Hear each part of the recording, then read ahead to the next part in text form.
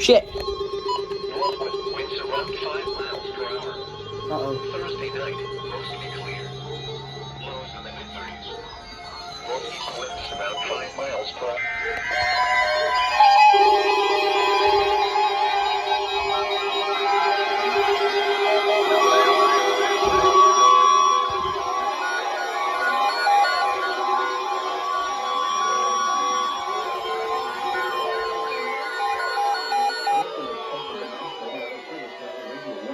WWG56 for the Mahoning Valley listening area of northeast inland Ohio. During potentially dangerous weather situations, specially built receivers are automatically activated to warn of the impending hazard. Tests of these receivers are normally conducted by the National Weather Service every Wednesday between 11 a.m. and noon. When there is a threat of or existing severe weather in the area, the test will be postponed until the following day.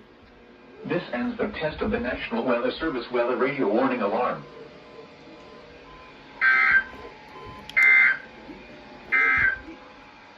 The forecast for the month.